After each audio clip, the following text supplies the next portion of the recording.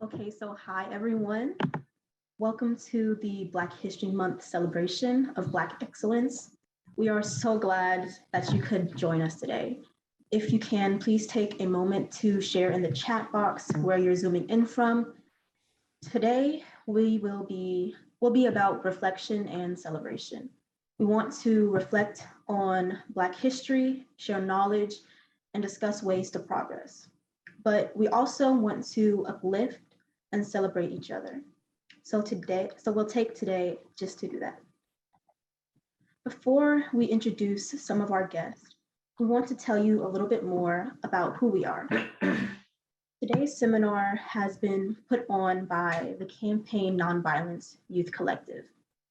For all of you who may not know who the Youth Collective is, we are an extension of Bene Nonviolence Service.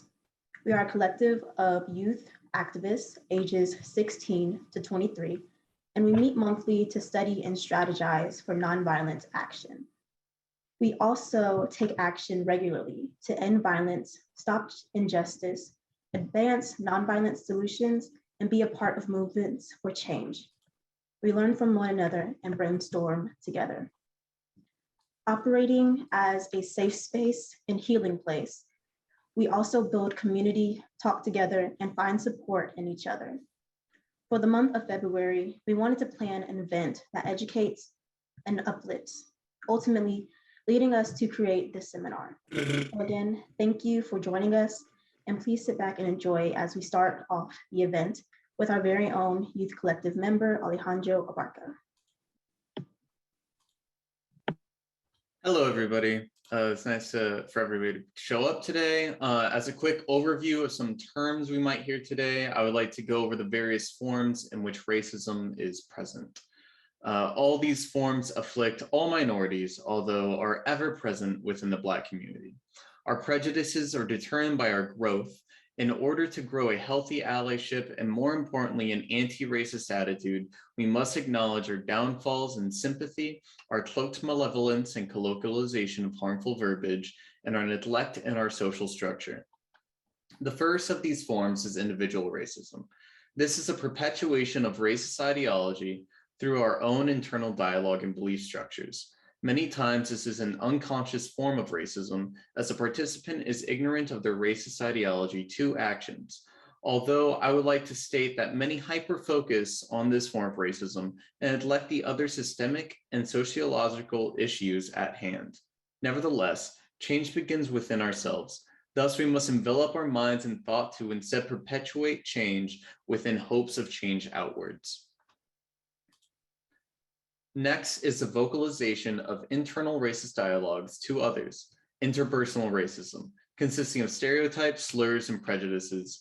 These began as a degradation process of the Black race, an instance of human defilement that is ingrained in our culture today.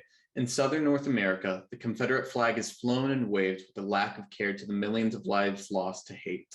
Or a racist joke told in jest to a friend is still the perpetuation of these long-lasting effects of racism.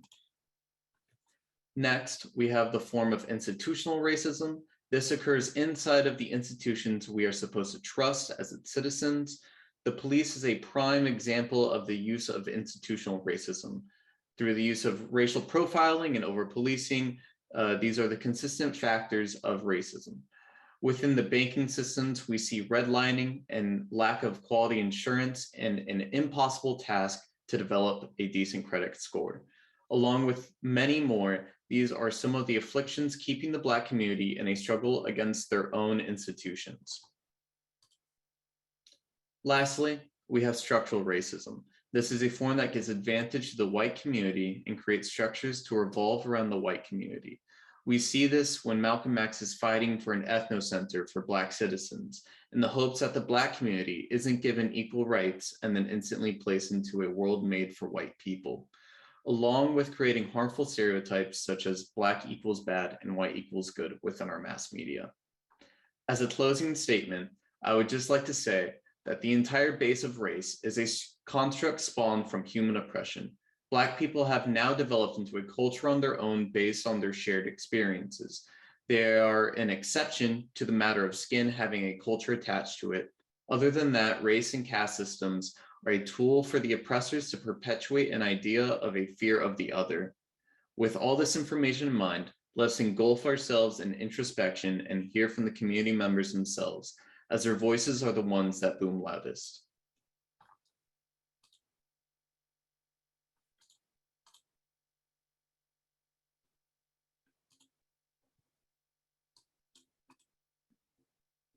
So much, Alejandro. And Kathy, would you mind introducing our first guest speaker? Yes, I would love to. So it is my joy to introduce our first guest speaker, Cameron Swanson. Cameron is a graduate of DePaul University in Chicago, and he has worked with several local organizations, such as the Chicago Alliance Against Racist and Political Repression, and he also has a strong commitment to nonviolence and a solid background in restorative justice. He has been an amazing supporter of the Youth Collective. So without further ado, please welcome Cameron as he speaks on identity, privilege, oppression, and allyship. Welcome, Cameron. Thank you so much for that wonderful introduction, and thank you so much for having me.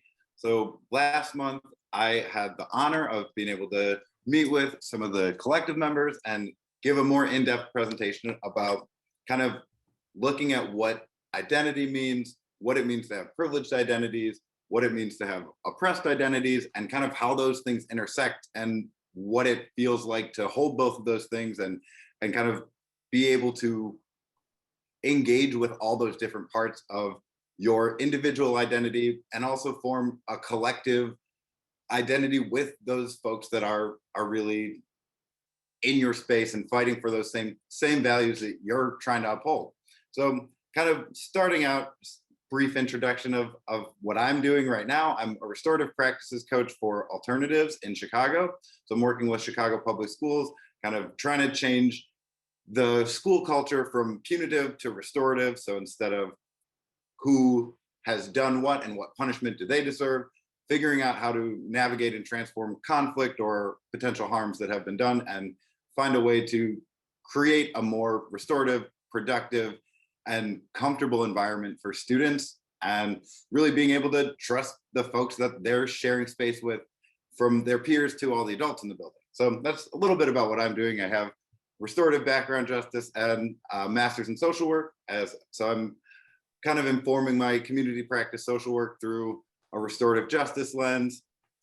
And without further ado, a little bit about identity, privilege, oppression, and allyship. So just starting out defining identity, that is all the qualities, beliefs, personality, looks, and or expressions that make a person or a group like kind of what they are, and really the things they value and their beliefs, they are going to be so unique to each individual in that group, but also like it's a journey. You're never necessarily set in stone with your beliefs and your values, so you can, and even the way that you express your identity. So these kind of make up things from your age, your race, your ethnicity, your gender identity, your sexual orientation. And those are kind of those core identity traits and features that you, as you progress through your life, really can start to navigate and grapple with and really unpack and understand, who am I? What do I stand for? And how am I going to be moving through the world and engaging with the systems and structures that are in place?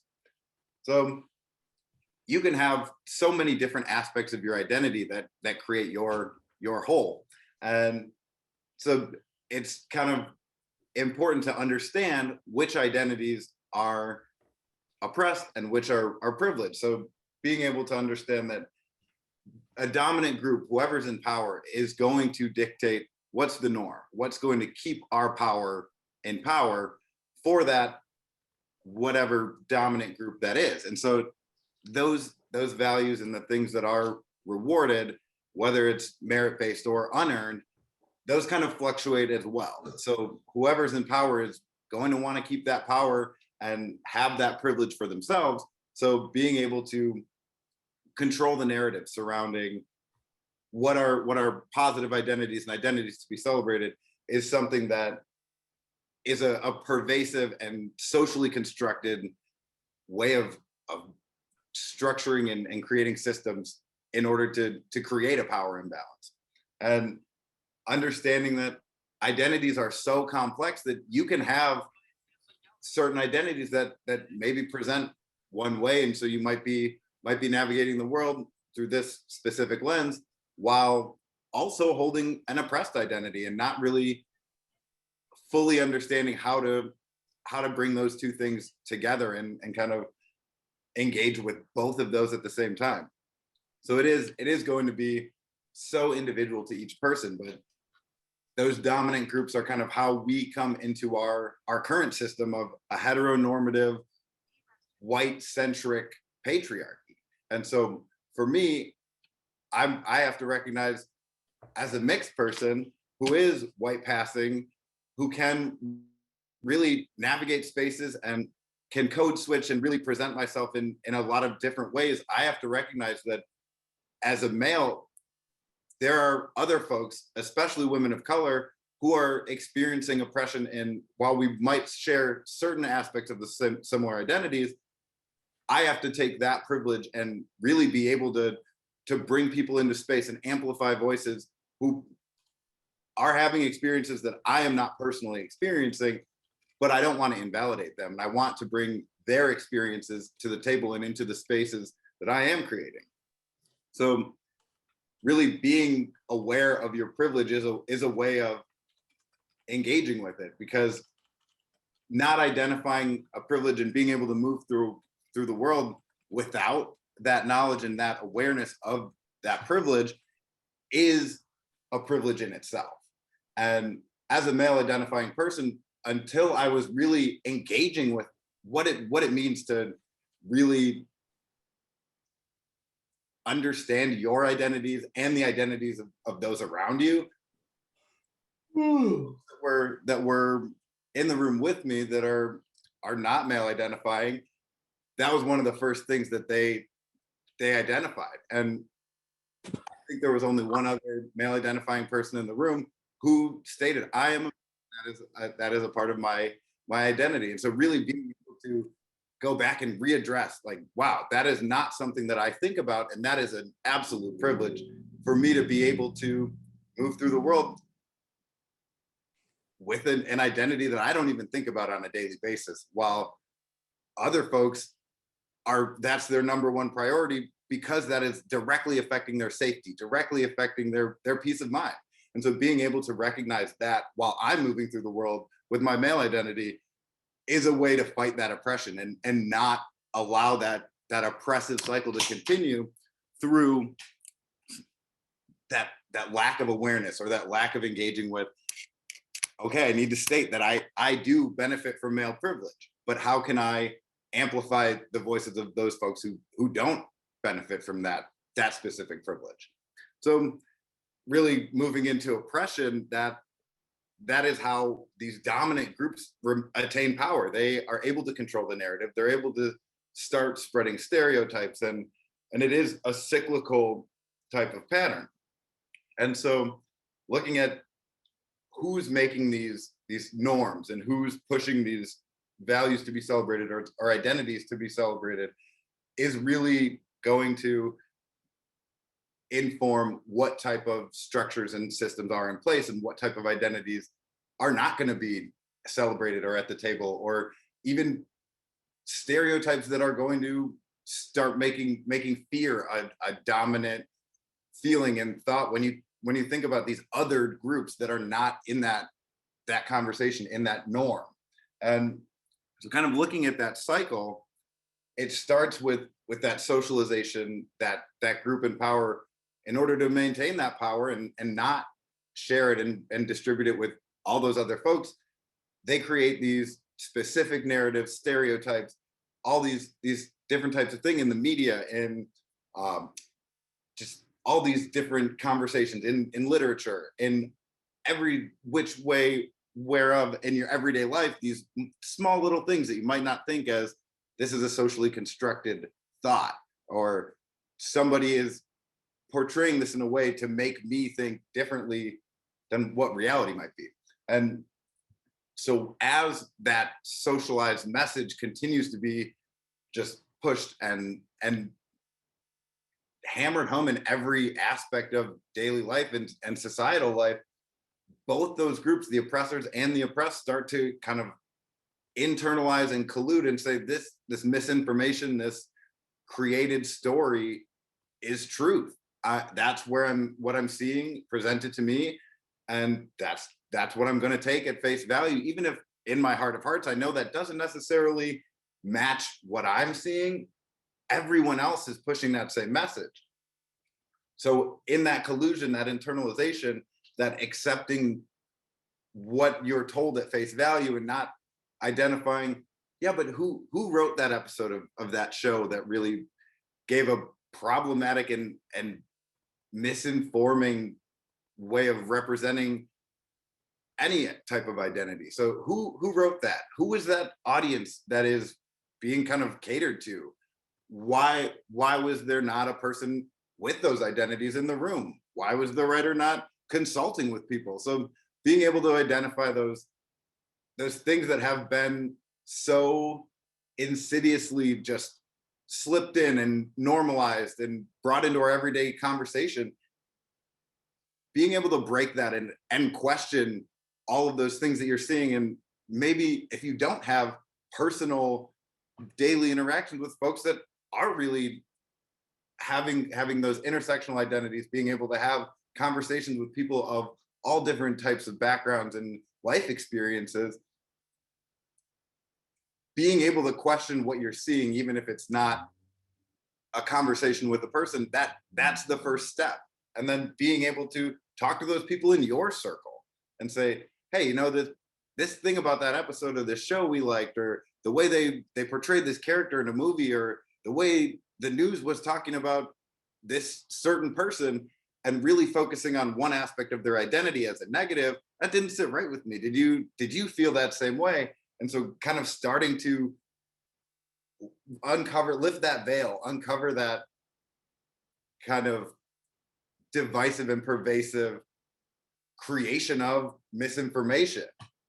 So being able to move into your role as an ally and starting to identify your privileged identities and your oppressed identities, and figuring out how you can use those privileged identities and the spaces that you navigate in, your earned power, your merit, and all of the work you have done for yourself to achieve whatever status, or break those stereotypes, or really presenting a completely different point of view or perspective or experience, being able to find ways to amplify your own voice, those people that are also fighting that same fight that you are, the coalition building and strength surrounding intersectional spaces where people can come together and feel celebrated in their identities and really live out their values with other folks that are aligning. And even if they don't see 100% eye to eye, they don't have all of the same identities, all of the same background, being able to find that coalition building mindset and say, we can come together around our common values and our shared experiences, our shared goals, and what we do want to achieve, where we want to find ourselves moving towards as a society, as a collective, as a community, as opposed to we all hate this thing, we all have a common enemy. It's a lot more productive and a lot more positive and growth promoting and community building to really find that coalition and find those folks that want to work together and want to celebrate your identities, want to amplify your voice, want to amplify that work with you and be a part of that work with you. And so really being able to select those folks that are going to speak up when they hear some problematic stuff that is really detrimental to societally moving forward and connecting, instead of perpetuating that oppressive cycle, and being able to really have that practice of accountability where every time you hear something, you are going to at least bring that conversation to light and say, hey, the way that you're operating or that behavior is not acceptable, I'm not going to count you out as a person. I'm going to have a discussion, explain why that's harmful, bring you into the community so that you can grow with us and you can bring the positive things that you have to our fight for this shared value, and really explaining, hey, let's change that mindset of whatever that problematic behavior was. It's a lot more productive to call in than to call out and cancel. So being able to work with folks who do have completely different viewpoints, and you might not agree on everything, but being able to identify those things you do share values around and share common goals is going to really bring everybody closer to where we want them to be. But having those uncomfortable discussions and having that sort of grace and open-mindedness to allow people to make mistakes so that we can all learn from it, so that we can all really form those common group agreements that everyone's going to feel respected, valued, and set up for success in this space. And really modeling that restorative relationship building and what allyship looks like. Like a quick example that I'll kind of leave you with is during all the uprisings in 2020, I attended a ton of Black Lives Matter protests.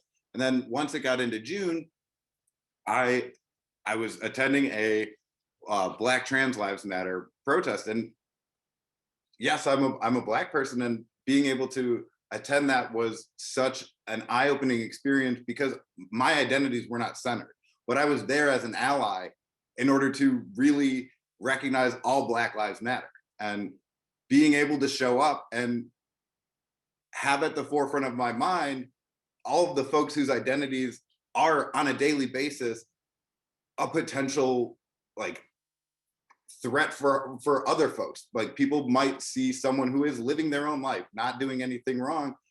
That's a threat to their thought process, their idea. So being there with other folks' safety in mind and celebrating their identities and being able to really share that, hey, my liberation is totally tied in yours. So I'm going to fight for you the way that you're showing up for me, celebrating all of those identities in that intersectional space, while being able to understand that in this space, my identities are not centered. And it's a privilege to recognize that and say, I can be in this space and celebrate you while also respecting my own identities, completely respecting what you're fighting for, and being there, showing up, using my own body, my own voice, my action, my energy to really amplify voices of folks who might not in everyday settings be amplified, but really just taking that step and supporting organizations, communities that are living through radical love is going to be the most effective use of your time. And that coalition building, as opposed to that common enemy, common opposition, is going to be what gets us the furthest forward in celebrating one another's identities, bringing that attention and using your platform to center women of color, especially Black women, during Women's History Month, during Black History Month, during every month of the year, recognizing that, hey, I might not hold these identities, but there are amazing people that are doing work that are really shouldering so much of the fights that we are all engaging with and a part of, but might not get that recognition. And yeah, and it's kind of where I'm going to end it. Thank you all so much.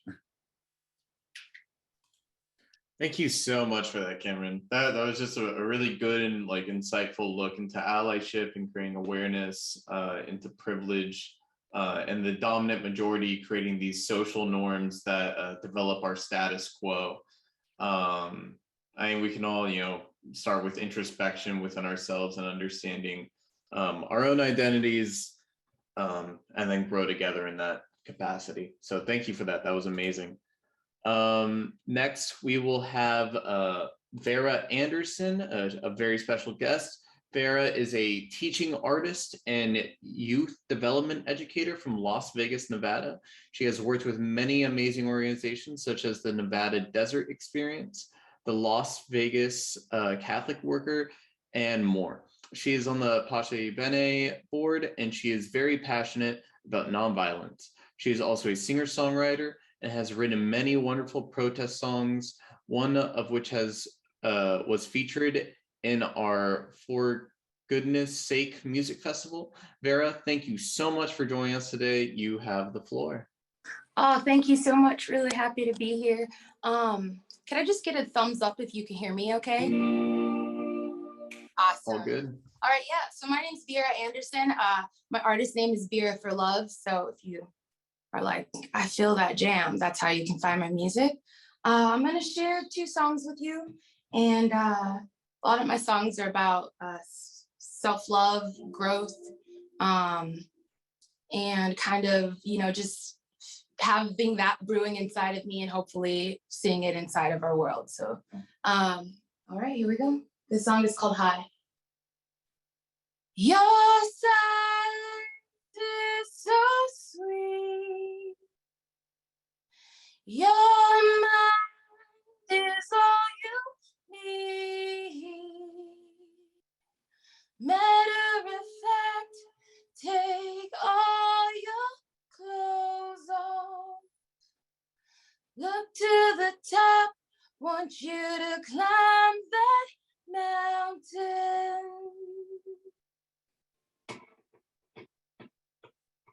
Oh, oh, oh, oh, oh,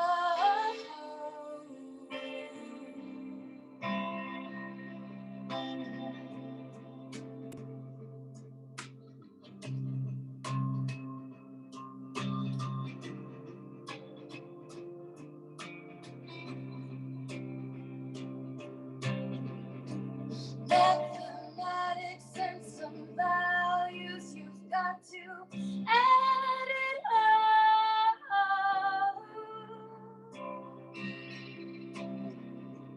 Multiply your highs, subtract your lows. When you're reaching from the dust to the sun.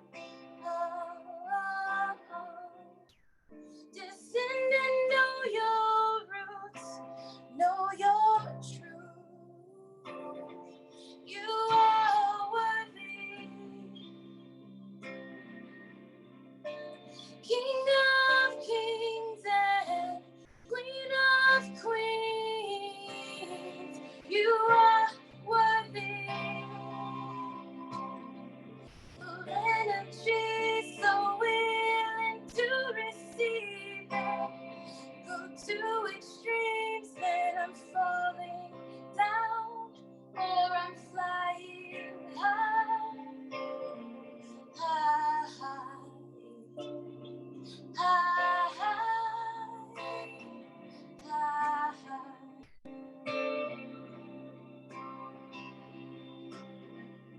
I see you trying to breathe underwater.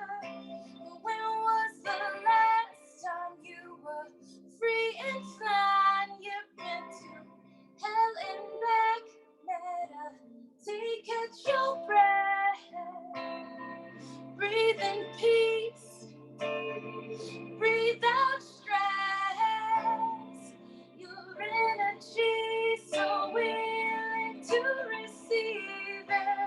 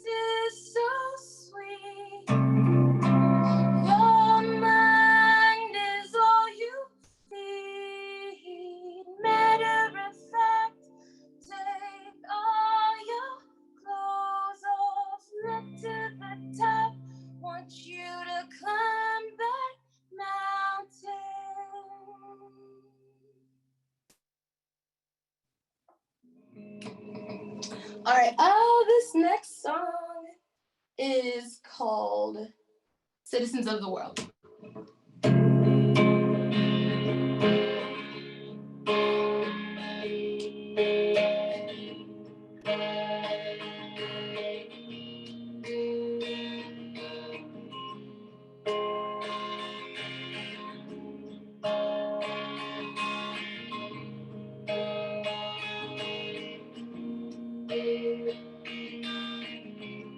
Hold on, we're going far. Hold on, 'cause change will come. Listen to your heart. The time is now to take a stand. We're fighting wars, but we can feed the poor around the world. Children dying every morning and night. This is not my war. So what are we fighting for? I fight for peace in the Middle East. I fight for love all over the earth. Every single corner, take away those borders, 'cause we're citizens of the world. We're citizens of the world. We're citizens of the world.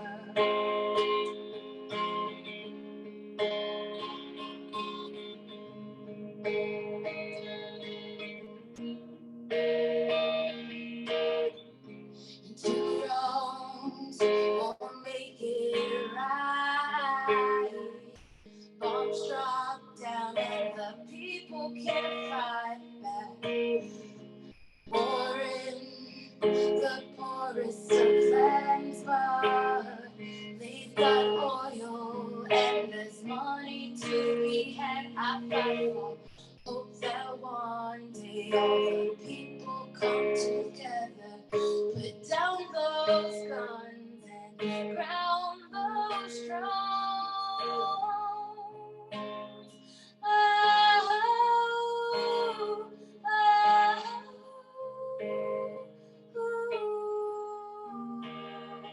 I fight for peace in Ukraine. I fight for peace all over the earth. Every single corner, take away those borders, 'cause we're citizens of the world. We're citizens of the world. We're citizens of the world.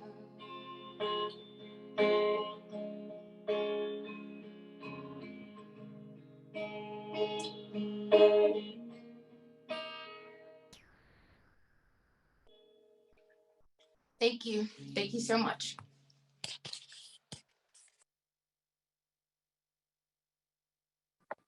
Thank you so much, Vera. Those songs were amazing and very thoughtful. So for our second guest speaker, her name is Julvionna McDowell. Julvionna McDowell is a gun violence survivor and advocate. On April 7th, 2016, her 14-year-old son, Juwan McDowell, was unintentionally shot and killed by another teen just playing with a gun. Because of that, Julvionna is now a member of the Everytown Survivor Network and a volunteer with the Georgia chapter of Moms Demand Action for Gun Sense in America. As a leader in the survivor community, Julvionna speaks with survivors and encourages a robust foundation for strength. And so without further ado, I will present Julvionna McDowell. Thank you, Ms. Hala. Hello, everyone. My name is Julvionna McDowell. I'd like to thank the campaign Nonviolence Youth Collective for inviting me to conclude this year's celebration of Black excellence, a reflection on Black History Month. I'm honored to be speaking to such a passionate group of youth, community organizers, and more. While my story is sad, it is also a bridge of hope to save lives. I am a mother, I'm a wife, I'm a woman of faith, and now a title that I don't wear proudly is a survivor of gun violence. And I wouldn't wish upon anyone in this room. On March the 7th, 2016, we celebrated my son Juwan's 14th birthday. I remember singing happy birthday to him and watching him blow out his candles on his favorite chocolate chip bundt cake. Juwan was truly something special and something to celebrate. He was such a caring, sweet, and well-mannered young man, something I like to take credit for. He always placed the needs of others above his own. I often call him Bud because he was my rosebud. A rosebud signifies beauty and purity. If there are any of my fellow parents in this room, there were thousands of times over that I would tell my son that I loved him, which I'm sure some can relate. He would always reply, "I love you too. You are the best mom." My mind often journeys to that place of what if. On April the 7th, 2016, a month after his birthday, my smart, kind, generous, and wonderful rosebud Juwan was shot and killed by another teen playing with an unsecured firearm while visiting family in our hometown of Savannah, Georgia for his spring break. I never imagined that when I had spoken on the phone with Juwan just hours before, that it would be the last time that I would hear my baby's voice. Like the end of so many phone calls, I told him I loved him and to be safe. He would reply, "I love you too, mommy," words that are forever imprinted on my heart. Hours later, I got the phone call that no parent should ever receive, and it changed my life forever. As a mother, trying to grasp and place all the pieces of this complicated puzzle together, nothing made sense. I felt empty, I was numb, confused, and while the world raced around me, everything became an instant memory. All of my Bud's dreams, his desires, his passions, his entire future had disappeared. On tomorrow, Juwan would have been celebrating his 20th birthday and would have been a sophomore in college. The memories I have, I cherish with my whole soul. But the memories I would not get to experience as a parent, I grieve for every day. Shortly after Juwan's death, I heard about a similar fatal unintentional shooting. After Googling information about childhood gun deaths, I was devastated to learn that this phenomenon isn't all that uncommon in the United States. In fact, in 2021, there were at least 322 unintentional shootings by children, resulting in 132 deaths and 206 injuries nationally. Just thinking about all of those young lives lost to preventable gun violence, my heart breaks. Researchers also recently estimated that over 5.4 million American children live in homes with at least one gun that is loaded and unlocked. Unintentional shooting deaths by children compared to a year earlier, making an increase that began with the COVID-19 pandemic. Unintentional shooting deaths by children increased more than 31% between March and December of 2020. And these types of shootings are more likely to occur during the holidays and any other time of the year. It takes a village to raise and save a child, which is why I'm speaking to you today as a gun violence prevention advocate and volunteer with Moms Demand Action. There are titles that I do wear proudly. I honor my son Juwan by using my voice to take action to end gun violence and to end violence in general. For me, taking action isn't a choice. It's my new path, my new mission. But this is an issue that we all need to worry about. We know that these instances of violence, deaths, and injuries are completely preventable. That's why I, alongside other survivors of gun violence and Moms Demand Action volunteers across this country, work so hard to get the word out about the secure firearm storage and advocate for common sense secure storage laws. and being a shoulder for one another on this journey to let each other know that we're not alone, that you're not alone. I speak out about the importance of having conversations about gun safety with our family, friends, and neighbors. My son was visiting relatives. It's a conversation that I didn't think to ask, but now learning so much about the Be Smart program, I ask and I encourage others to ask every single day. Ask about the presence of guns in the homes and how they're secured. This program helps parents and other adults normalize this conversation about gun safety and take responsible actions that can prevent child gun deaths and injuries. Put simply, the risks are just far too high. And unfortunately, there are far too many other similar experiences for communities across the country that never make the headlines. On an average day in the country, more than 100 people are fatally shot and more than 200 others are shot and wounded. We know that communities of color bear the brunt of America's gun violence epidemic. I never would have guessed that this was the journey I was supposed to take, and it is not an easy one. Still riddled with grief, but I have faith that my words and action are saving lives. I know that all of you want to protect your loved ones and communities from pain. Don't wait until senseless gun violence impacts your loved ones to get involved. America needs to know and understand the facts that gun violence is preventable. And we as advocates need to continue to share that message, no matter how hard it is at times. We can't spell community without unity. And together we can end gun violence. And that's from all of us across this nation, being able to talk and speak out and address the issue of gun violence within the communities. It's not an easy task. And as advocates, we do it with tears in our eyes to reach those that need to hear this message far and wide. We know that people of color do bear the brunt of gun violence in communities, and it affects more communities of color than it does in our counterparts. And that is why it's important to have these necessary conversations and to advocate against gun violence. Thank you, and I'll turn it over to Alejandra. Thank you so much, Julvionna, for sharing your experience with gun violence. It is heartbreaking to hear, but very important to share these stories to educate the masses on the horrors of gun violence and the responsibility that comes with gun ownership. Thank you so much. Our last guest speaker is Theresa Newsome. Theresa is an interdisciplinary photographer whose work explores themes of racial identity, history, and gender.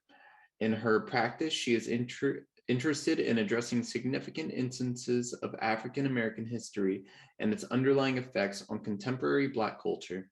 She received her BFA in 2015 from the University of the Incarnate Word in studio art with a minor in psychology. In 2019, she earned her MFA in photography and art history from Texas Women's University. Her work has been exhibited in numerous venues throughout the United States and has been featured in several publications, including Focal Plan Magazine, Photo Emphasis, and Last Hour. She currently resides in San Antonio, Texas as a lecturer and working artist. Here is Theresa Newsome. Hi guys, are you able to hear me? Yes. So I was trying to think about how I wanted to format my work and my images to share with you all. And I'm an interdisciplinary photographer, and I thought it'd be interesting to just show my work throughout the past 5-6 years that I've been working as an artist. So this first body of work is called Stung. In my work, I connect everything to my identity as a Black woman, as an African-American citizen, referencing US history, Black history, as well as my own family history.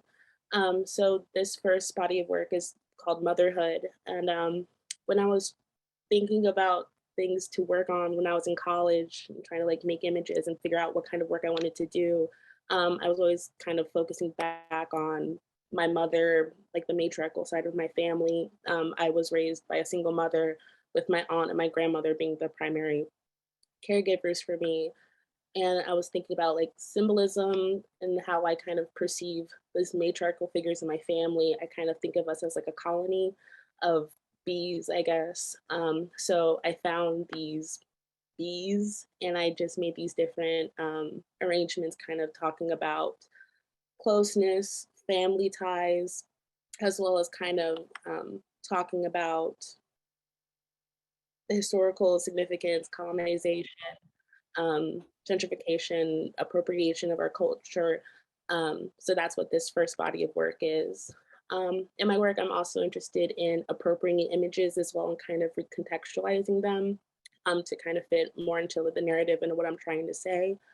So this image, childbearing hips, I appropriated X-ray scans, I guess they're called, within female Black bodies were kind of not necessarily the European standard of beauty, right? And so kind of having fuller figures is kind of looked down upon.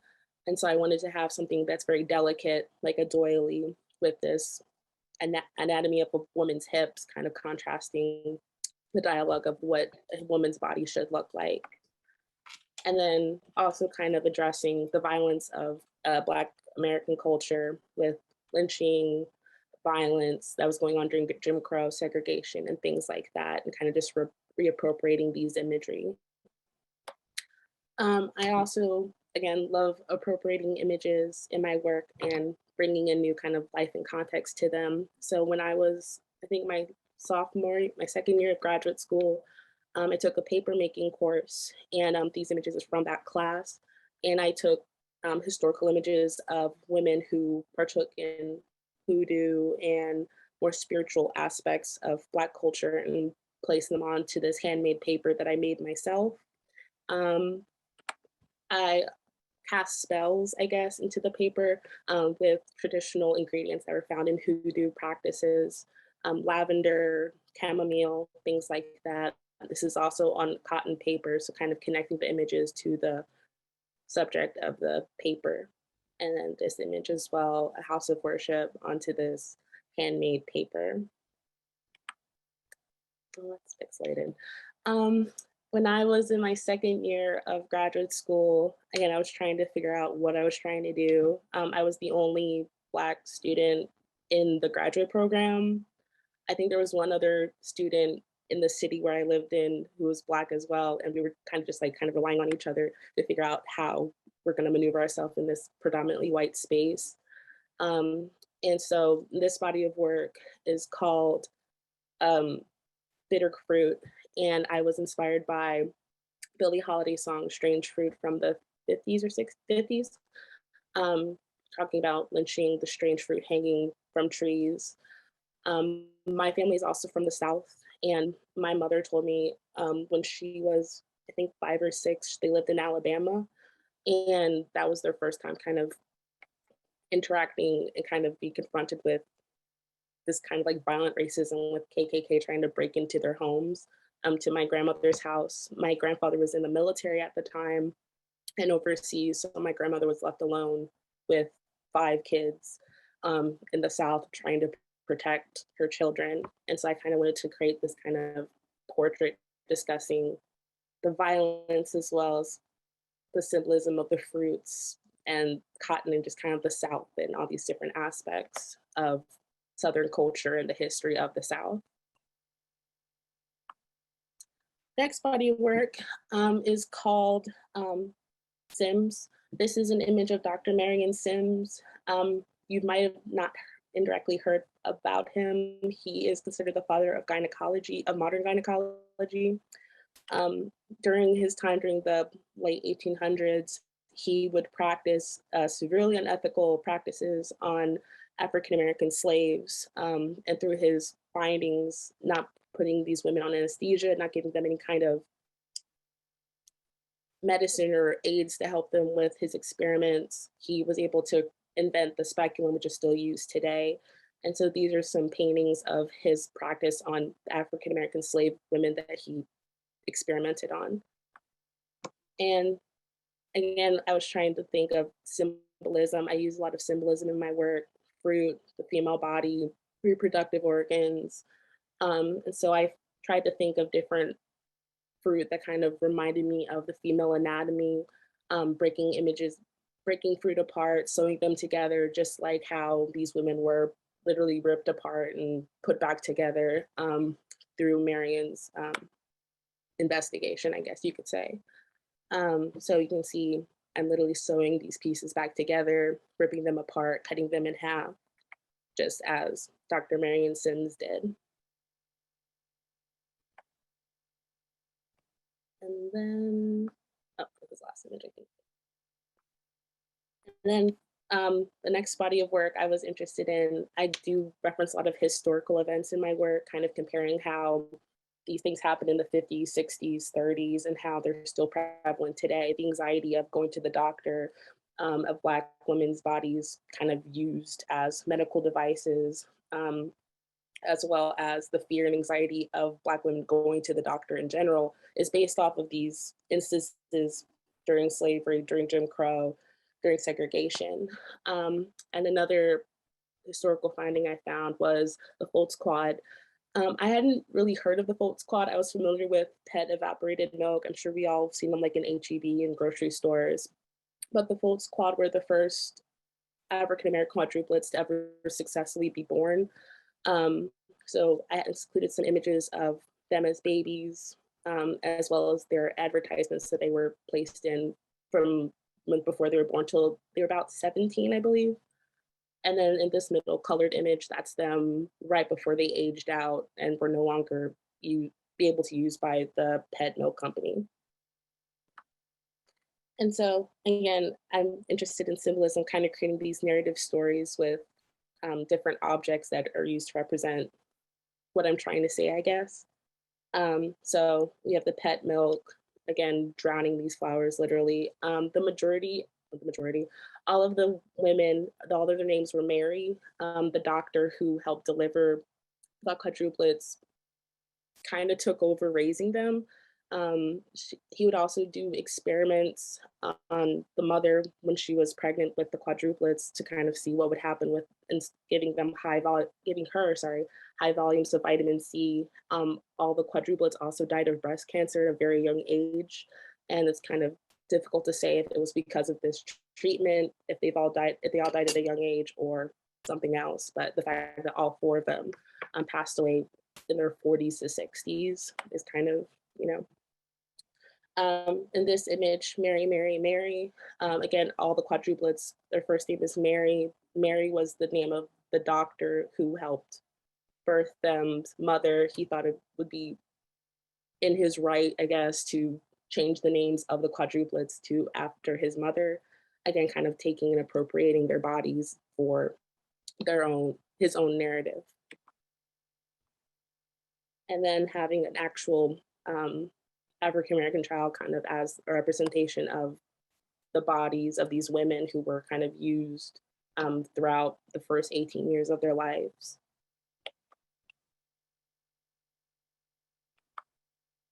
And then formula, again, they were given primarily pet milk, evaporated milk formula throughout most of their childhood, adolescence. So when I graduated in 2019 with my master's in photography, and for my thesis, I really wanted to challenge myself. The majority of these images were in studio, were very directorial, based on other people's stories. And I wanted to do something more pertaining to me specifically and my family story, my own history. And so this body of work is called What My Mother Told Me, What My Grandmother Refused to Say. My grandmother is a very, very, very private woman. She does not talk about her childhood. She does not talk about her mother, her siblings, anything like that. She had 14 brothers and sisters. My grandfather had 12, I think, so they both came from really large families. I used to ask her, like, where did we come from? Do you know, like, what part of Africa we're from? I'm sure a lot of African-American or Black people have, like, kind of asked their parents, like, where do we come from, which is a very complicated question. And so in this body of work, I kind of wanted to get an answer from that. And so I took a DNA test through 23andMe to finally figure out what my ancestry makeup is. And through this screenshot, you can see that I'm 78% sub-Saharan African, 20% European, 2% East Asian, and 0.5% Western Asian, North African, and then the rest is unassigned. Again, that kind of displacement of slavery, the erasure of history has kind of made it difficult to kind of get a better understanding of, oh, I'm Nigerian, but am I Nigerian? I don't feel that connection, to like my Nigerian ancestry. So when I was making this body of work, I also wanted to kind of make a family tree.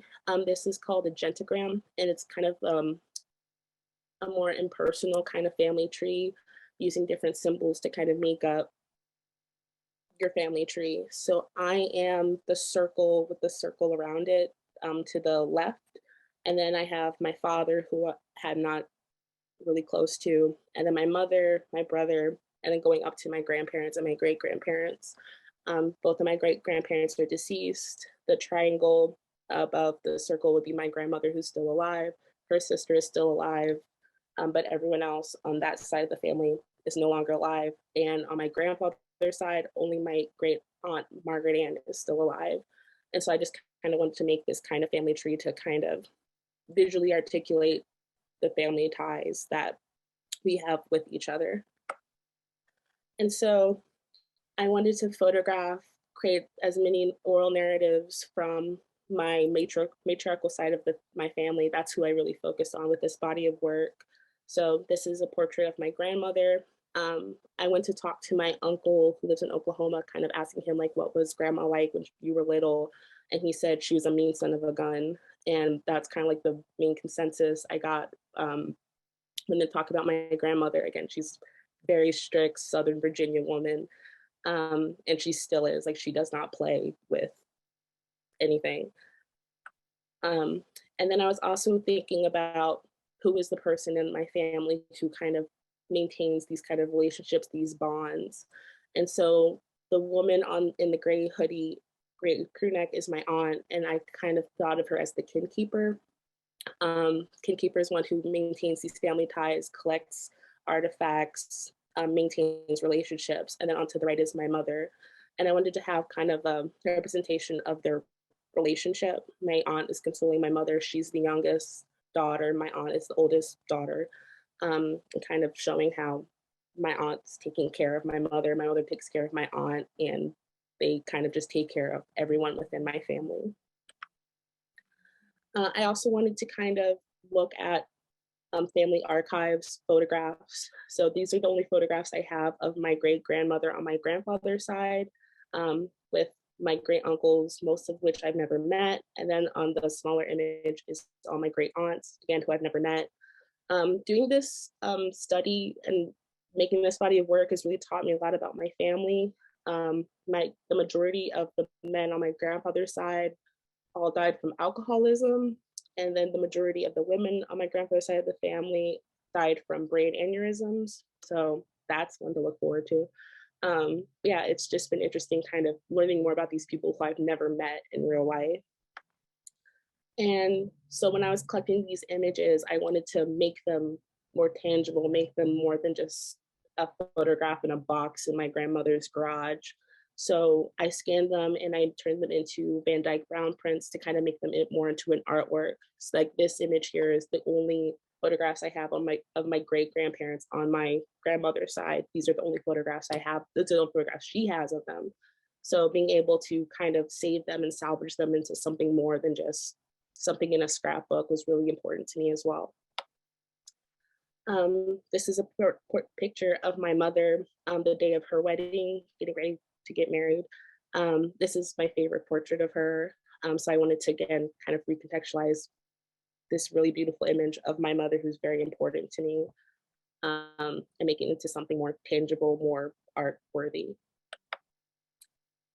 Again, these are more Van Dyke prints. This is my cousin, Brittany, and my second cousin and my great aunt, again, who lives in Virginia. I don't really have a relationship with these people, but it was nice making the body of work, going through the process of scanning the images and making the Van Dyke prints, and like having a physical photograph kind of makes me feel more connected with these people. Also, scanning images. These are photographs of my grandfather's time in Vietnam. The color photograph is of my grandfather, and these photographs are images that he took while he was in Vietnam. He passed away in 2006, I believe. So again, making this body of work allowed me to be closer to him and kind of learn more about him since he's passed. Then here's another Van Dyke print I changed and made into a photograph. So again, while I was looking at all these images, I'm not familiar with a lot of the people in these pictures. I know that photograph is of my Uncle Butch, but that woman in the middle, I wasn't really sure who that was. I think that's my mom with the yarn in her hair. So for a lot of these people, I didn't have a real idea of who they were, what the relationship was to me. So I thought it was interesting to take them out of the narrative, to kind of literally take them out of the picture. When I was making the photographs, collecting all these images, I was thinking about what I wanted to do with all these scanned images I had. So I wanted to make a family quilt, kind of representing a family tree.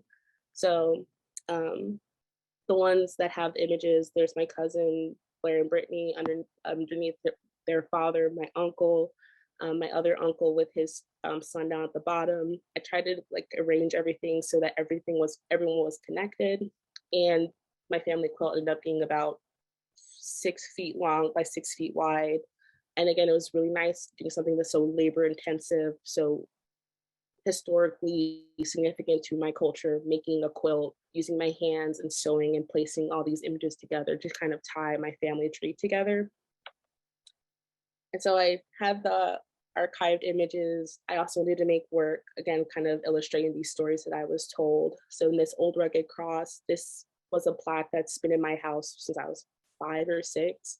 And I never read it, never paid any attention to it until my mother gave it to me when I moved out of her house, I guess, and went to graduate school. And she gave me this. I had it up on the wall for like 2 years maybe. And then I read it. She told me that her aunt, my great aunt, was the one who gave it to her. So kind of this passing down of this plaque that I've been looking at and dealing with my entire life without really getting that context of what it was. And then again, collecting oral narratives, going to Oklahoma to visit my aunt and uncle. This is my aunt's hands. My aunt is clearly not biologically related to me, but she's been in my family for 40 years. And I wanted to kind of create this portrait, get this image of something that's significant to her, how I identify her with, her hands, her rings that she wears all the time, even to bed. And kind of just pay homage to this woman who's been in my life before I was born. And so besides these portraits, I was also trying to illustrate stories that my mom, my uncles, my great aunt has told me. And then this image is meant to be a portrait of my great grandfather on my grandfather's side, who, when he was about in his 30s, 40s, he went to the dentist, and he was on blood thinner at the time, and they pulled a tooth out without knowing that he was on blood thinners, and he bled to death from the tooth being pulled. And then again, he lived in like rural Virginia, so there wasn't a way for him to get help or aid from that. And also, again, being a Black man in rural Virginia during the 1950s, he's not really going to get the assistance. So he did pass away from his teeth pulling. So I wanted to create this portrait kind of illustrating, I guess, his death. And then this image is a portrait of my great grandfather on my grandmother's side. My grandmother's maiden name is Butcher. Her father was a butcher. He was also a sharecropper, was put in that kind of like weird in between, and was kind of put in school to be a butcher. Was given the last name Butcher. So again, with the butcher hooks, kind of creating a portrait pertaining to that. And I also wanted to kind of bring to light the mental illness that's prevalent within my family. Again, mental illness is not really discussed in Black and African American families, but the idea that depression, bipolar disorder, brain aneurysms. All these kind of mental illnesses are very prevalent in my family. Again, literally physically bringing to light this brain scan discussing mental illness. And this image is called Agent Orange. My grandfather, again, was in Vietnam during the Vietnam War. I was exposed to Agent Orange during his time over there, which also led to him getting brain cancer, which led to his death. And my mother is also dealing with the effects of being at exposure to Agent Orange. She has stage 3 kidney disease, which was due to the exposure of Agent Orange. So again, this kind of generational trauma kind of falling in, beginning with my grandfather, coming to my mother, and I don't know if it'll affect me, but kind of illustrating that chemical and how it still has residual effects multiple generations down. And again, a portrait of myself, swept feet, kind of that idea that you will never get married, this anxiety of not being, sort of want to use, a good suitor, I guess, for a male, like a husband or whatever, and kind of illustrating that. And then again, my grandfather was in Vietnam, and this was during my time when I went to go visit my grandmother, and we went to his grave. She goes there once a month, I think, and changes out all the flowers, changes the flags, and this is a photograph of the flag that was last out before she went to change out his grave markings. The last body of work, or my most recent body of work, I guess, would be my object series. I thought about this project probably 2014, 2015, right after Eric Garner was murdered. Again, Eric Garner was a Black man who was killed by the police. He was accused of selling illegal loose cigarettes on the street and was put into that illegal chokehold and was killed. And more recently, Mike Brown, who was put into that hold for, 4 minutes, and the physical recording of his life passing away. And so when I was thinking about these instances, I think Eric Garner and Mike Brown's deaths really affected me the most. Again, I was a sophomore in college, a junior in college. So I was thinking about my little brother. My brother's 25 now. He's a 6 foot tall Black man. Like, this could easily have been him if he was pulled over by police or any other kind of situation. And so I was thinking about how these individuals' deaths was led to an object or a physical thing that was kind of present to their death. And so in this image, I included what's his name, Zimmerman, George Zimmerman, and he was who shot Trayvon Martin. What was it, 2012, 2014? And he was walking home from the convenience store buying a bag of Skittles and an Arizona iced tea. And you can see in this photograph, he signed a bag of Skittles at this gun rally. So I was thinking about how it's interesting how on both ends, in the Black Lives Matter end, we use the hoodie, the Skittles, the iced tea as a symbol of honoring his death, whereas George Zimmerman is signing it and literally poking fun and kind of the anti-hero, or the antithesis, I guess, of Trayvon Martin's demise. And so I wanted to take portraits of these individuals through the objects that they had on their person when they were killed, like the Trayvon Martin and the iced tea and the Skittles. With Ahmaud Arbery running shoes, he was running in that neighborhood when those three individuals, decided to end his life. With Eric Garner selling the loose cigarettes. It kind of brings into question if these objects weren't in play, would these men still be alive? Or would it be another kind of strange situation that would have their lives taken?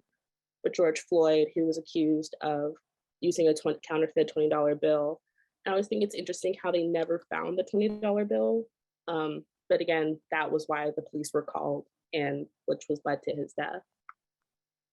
And then with Mike Brown, accused of stealing Swisher Sweets from the convenience store, which led to that officer following him and shooting him in the middle of the street. And that is it.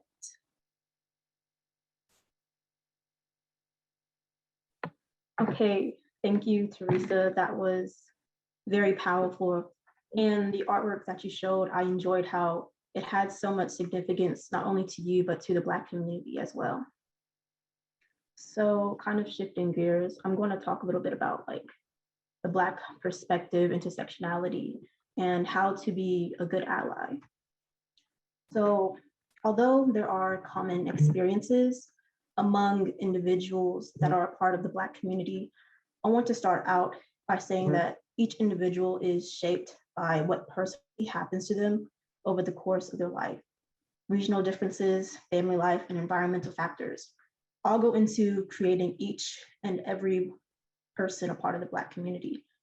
There is no one way to be Black because each person is their own individual. They're not monolithic, and there is no margin in which Black people exist. And so, because each Black person is their own individual, they have to deal with their own issues. With that being said, intersectionality is often an underaddressed topic within both the Black community and within the United States in general.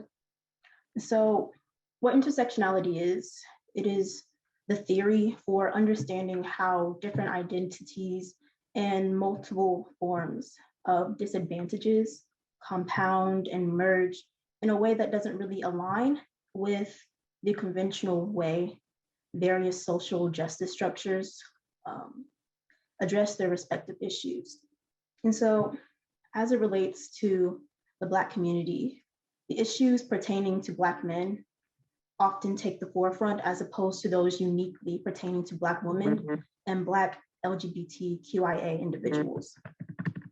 And so the perspective of a Black man is different than that of a Black woman or Black LGBTQIA individual, because although Black men do have to deal with the struggles of being Black, they still have the privileges that come with being a man in a patriarchal society.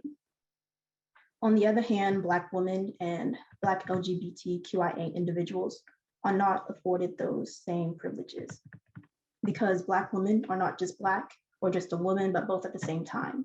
And additionally, Black LGBTQIA individuals are not just Black, are part of the LGBTQIA community.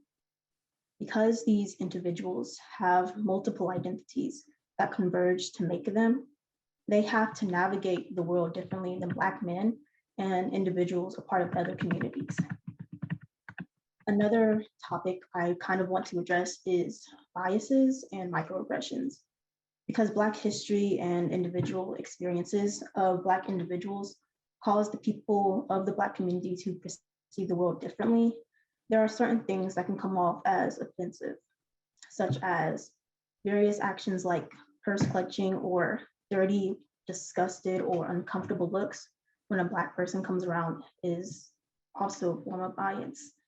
And additionally, the tone of your voice or making comments about how a person isn't Black enough in the stereotypical way projected in the media and in society can also be offensive. And even the improper use of or snide comments about African American vernacular English around a Black person, especially if you only speak that way when you're around a Black person, is a type of microaggression and can make an individual, the Black community, feel very uncomfortable. So when it comes to allyship, it is important to know that body language and vocal tone are very important indicators for individuals of the Black community.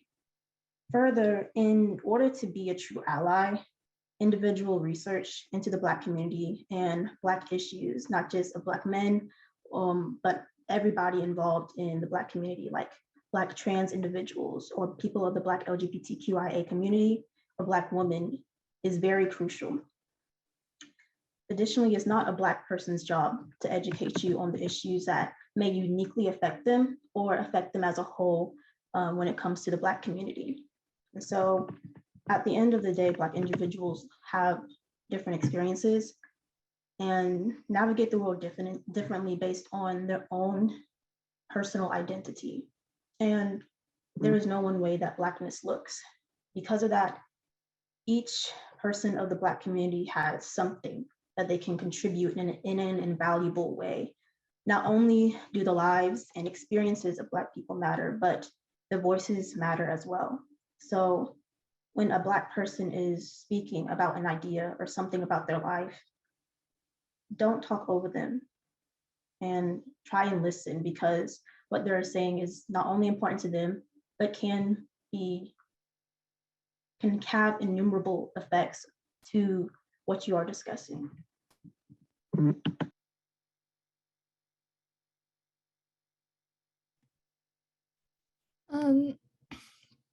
Thank you so much, Latela, for your presentation on intersectionality and allyship from the Black perspective. I think it's very valuable for all of us to hear from, and it's such a great joy to be able to learn from you, especially within our youth collective.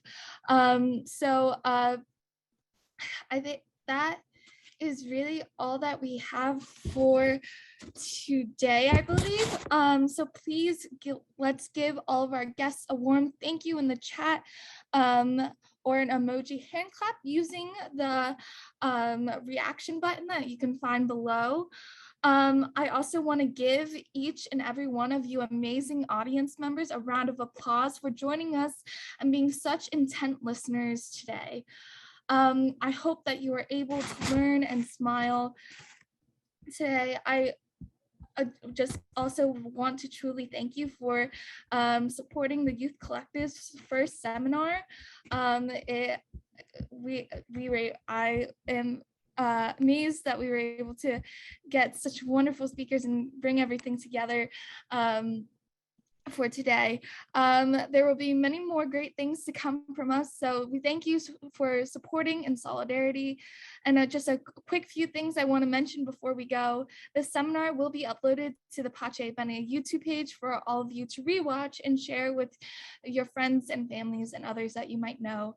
And also feel free to visit the Pache Bene website to stay updated on all future actions. Youth Collective applications for youth ages 16 to 23 will also be reopening soon, so look out for that on the site as well. Again, thank you so much, and this concludes our event. And remember, change starts with you and the person next to you. Go out and uplift, and have a great Sunday. Bye.